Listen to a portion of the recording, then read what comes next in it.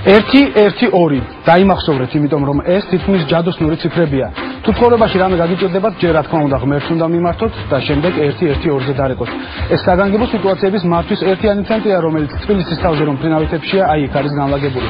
ჩვენ საქართველოს ნაკრების კალათბურთელს ბექა-ბექაუს თხოვეთ გაეთვალიერებინა ეს ცენტრი და ეჩვენებინა თქვენთვის, როგორ მუშაობს ყოველდღე ასობით ადამიანი იმისთვის, რომ თქვენ ყველგან და დროულად მიიღოთ დახმარება.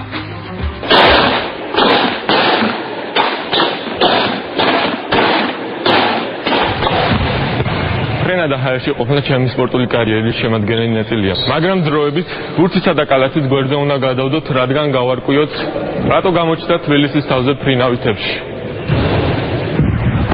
და საერთოდ, მოდი გავარკვიოთ, რა ხდება ამ ამოუცნობი ფრინავი ობიექტის ბორცვზე.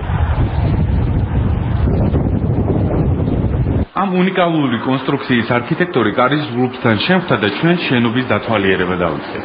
აღმოჩნდა, რომ თანამედროვე არქიტექტურული სტილის მქონე ეს ნაგებობა საგანგებო სიტუაციების მართვის სამსახურისთვის დაუპროექტებია. პირველი სართულით იმ აპარატურისთვისაა განკუთვნილი, რომელიც ამოწყების მუშაობისთვისაა აუცილებელი, ხოლო ცენტრალურ სართულზე კაბინეტებია. პერიმეტრზე არის განლაგებული სამუშაო კაბინეტები. აი მოდი ერთ-ერთ ვესტუმროთ საზოგადოებასთან ურთიერთობის სამსახური. გამარჯობათ. კალათბურთიც გონიათ აქ შეგვიძლია ვითამაშოთ. სპორტული ლირიული გადახვევის შემდეგ კვლავ საქმეს დაუბრუნდი და იმით დავინტერესდი თუ რატომ შეარჩია House Art Project-მა ამ შენობის ასაგებად ასეთი უცნაური კონსტრუქცია. ადგილმა მოითხოვა ესეთი ფორმის შენობის დასმა, იმიტომ რომ გარშემო არის ლამაზი ხედი. ძირითადი იდეა მაინც ეს იყო, რომ წრიული ფორმა უნდა ქონოდა შენობას, მაგრამ თვითონ უკვე ფრინავითებში ფორმა უკვე შემდეგ მუშაობის პროცესში დაიხვეწა და ესე გამოჩნდა.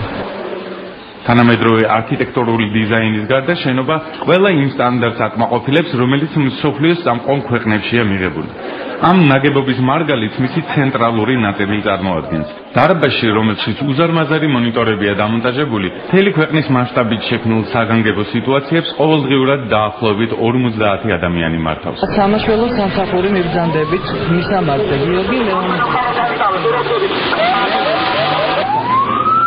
სასწრაფო დახმარების ბრიგადა მიბრძანდებით.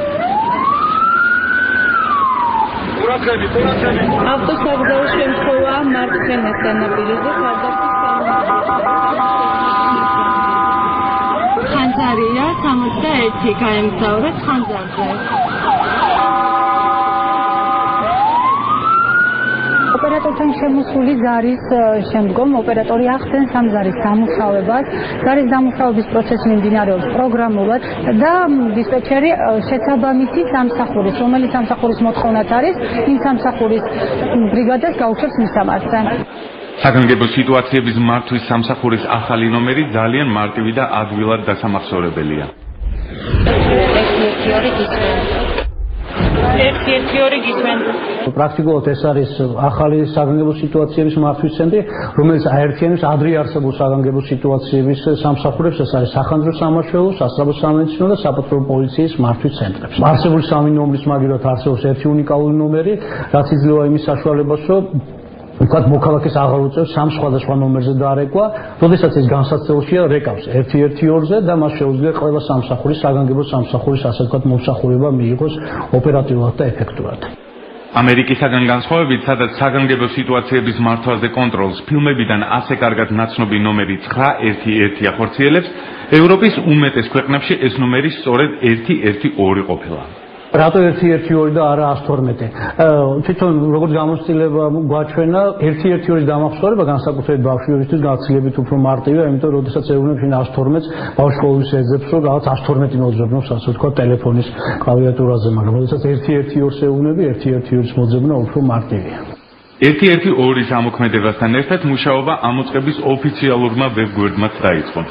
ვებგვერდზე თქვენ ნახავთ სასარგებლო რჩევებს, თუ როდის უნდა აკრიფოთ 1-1-2, ისევე როგორც როდის არ უნდა აკრიფოთ 1-1-2. ცნობისათვის დღის განმავლობაში საგანგებო სიტუაციების მართვის ცენტრში 20,000-მდე ზარი შემოდის, მათგან დაახლოებით 17,000 კი არასაგანგებოა.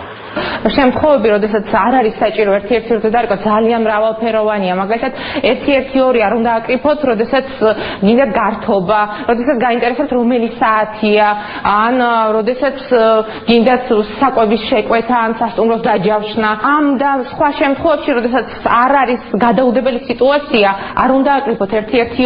ერთ-ერთი აკრეფით თქვენ აკავებთ ერთ-ერთი ზარის მიმღებს, რომლის წუთებით ძალიან ძვირფასია და ამ დროს შესაძლებელია მართლაც რეალური საგანგებო შემთხვევის შესახებ ზარი დაიკარგოს. ერთ-ერთი ამჟამად 300 ადამიანია დასაქმებული და ისინი 24 საათის განმავლობაში ზრუნავენ იმაზე, რომ ჩვენ ოპერატიულად და ხარისხიანად მივიღოთ ყველა ის დახმარება, რომელიც საგანგებო სიტუაციებში გვესაჭიროება. ამ ბორცვზე საშიში არაფერი ყოფილა. პირიქით, როცა წამები გადამწყვეტია აკრიფეთ 112